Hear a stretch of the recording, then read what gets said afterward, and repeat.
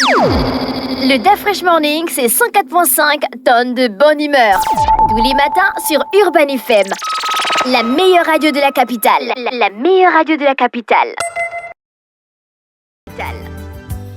Vous êtes sur les 104.5 Urban FM, la station urbaine, et vous écoutez le DAF Fresh Morning. On est avec Jean-Paul. Jean-Paul, bonjour. Bonjour DAF Fresh. Comment tu vas ce matin? Ça va très bien. Tu portes des signes ostentatoires de la campagne politique.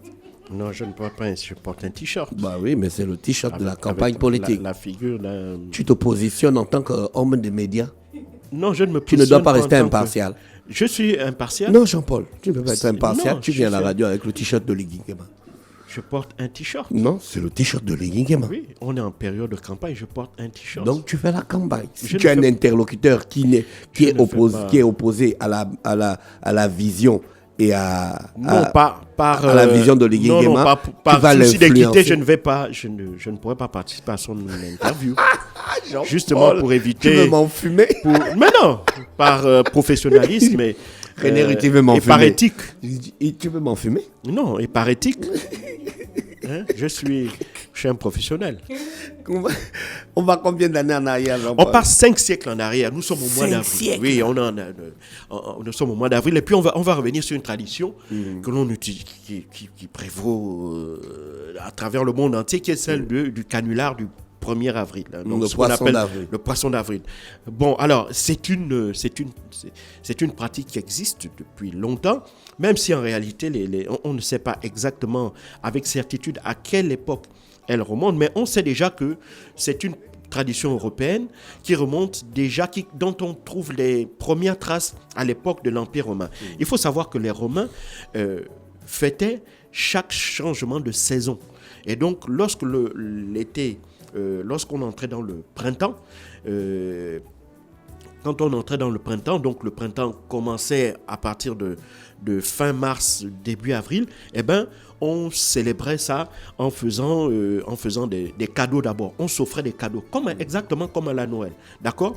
Mais après ça, il faut savoir qu'après la fin de l'Empire romain, en France, notamment sous le règne du roi Charles IX, il va y avoir un événement qui va faire que cette pratique qui consistait à faire qu'à chaque changement de saison, sauf des cadeaux, eh ben, on va commencer à s'offrir des canulars. Ça va dater, comme je l'ai dit, au XVIe siècle, lorsque le roi Charles IX va décider de changer le calendrier et de déplacer le début de l'année du 1er janvier au 1er avril.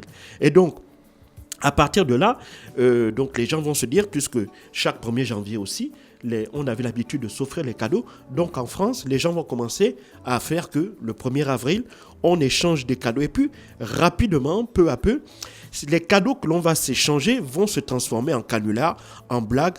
Puis ces blagues-là vont être appelées des poissons d'avril. Pourquoi? Parce qu'à l'époque, le poisson d'avril consistait en réalité d'abord à dessiner un petit poisson, le découper et le coller sur le dos d'une personne à son insu. Donc ça visait en quelque sorte à montrer aux gens qui sont autour que celui qui portait le poisson sur le dos était un peu celui qui était c'était l'idiot de la farce, quoi, en quelque sorte. Et donc, à partir de là, la partie qui consistait à coller un poisson d'avril sur le dos des gens va se transformer en celle qui consiste à faire des canulars. D'abord, on fait des canulars aux proches, et ensuite, on va étendre cette pratique-là. Mais c'est surtout avec, si tu veux, la révolution des médias que l'on va commencer à voir à partir du XXe siècle, des canulars qui vont se faire dans des chaînes de radio, dans des chaînes de télé. Et parfois, certains canulars même vont devenir célèbres.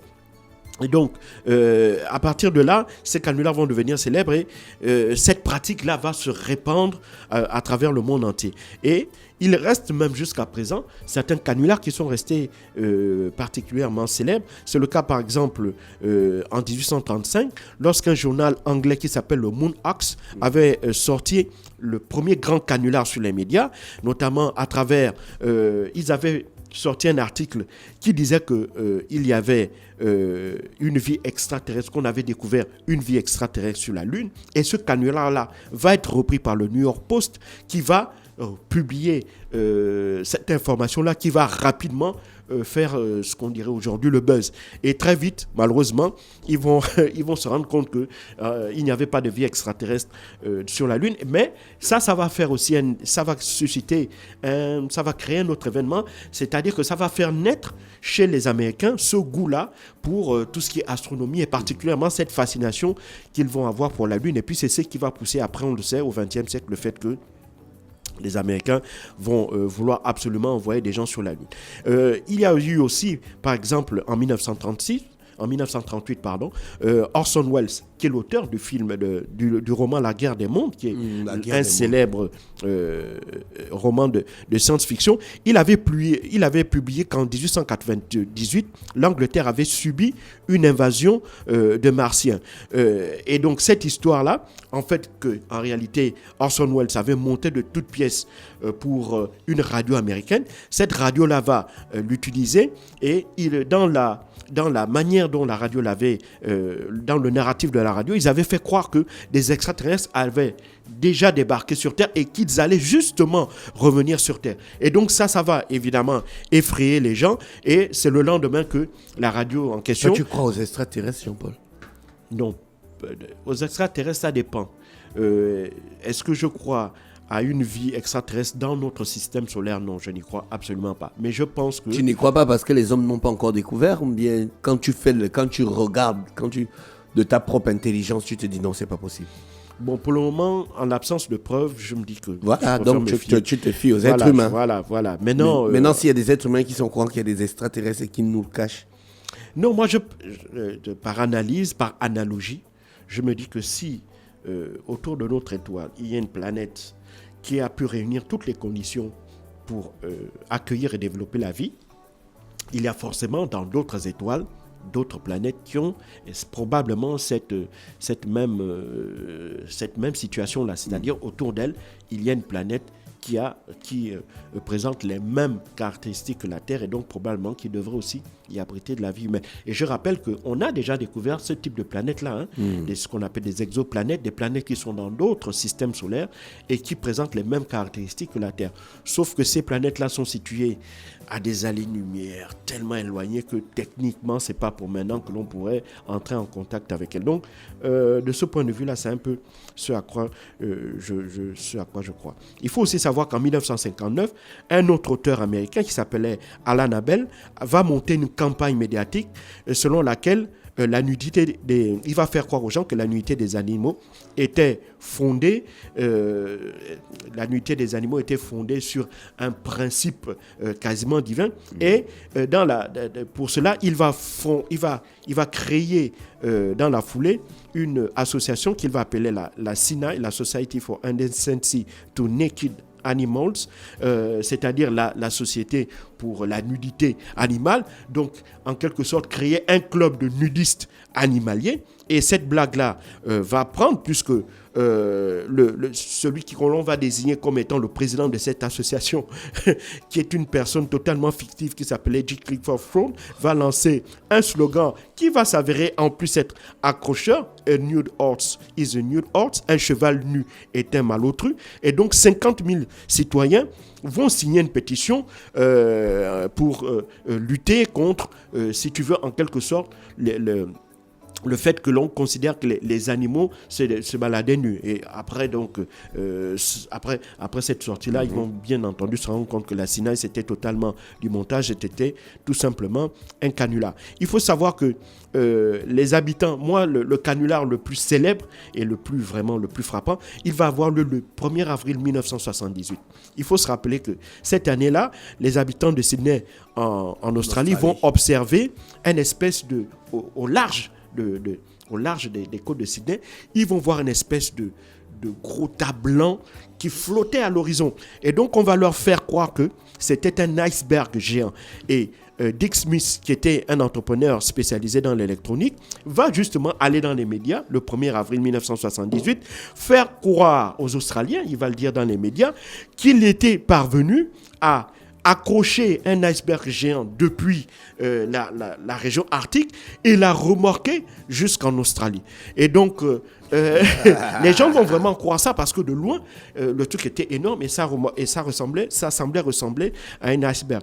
Malheureusement pour lui, très vite, quelques jours plus tard, il va se mettre à pleuvoir et donc les gens vont après par la suite découvrir en fait qu'il s'agissait en réalité d'une péniche qui avait été couverte de bâches en plastique blanc sur laquelle on avait également revêtu de la crème de rasage et une mousse extinctrice. Donc c'est vraiment ce gros canular là qui avait pris le monde entier avec gobé les dires de Dick Smith.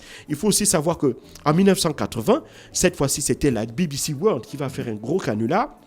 Elle va annoncer que les cadrans de Big Ben, tu te rappelles? Oui, les cadrans de Big Ben en Angleterre. Voilà, qui ont un cadran analogique. Eh bien, ces cadrans-là devaient être remplacés par un affichage électronique et que les célèbres aiguilles donc, qui constituent l'horloge seraient vendues aux 4 premiers auditeurs à appeler. Alors, dans la foulée, les Anglais vont être scandalisés puisque pour la plupart d'entre eux vont être furieux et être abasourdis par le fait que l'on veuille démanteler Big Ben. Mais un Japonais va tomber dans le canular et il va appeler justement la BBC World pour savoir à quel prix est-ce que on devait vendre les aiguilles de Big Ben.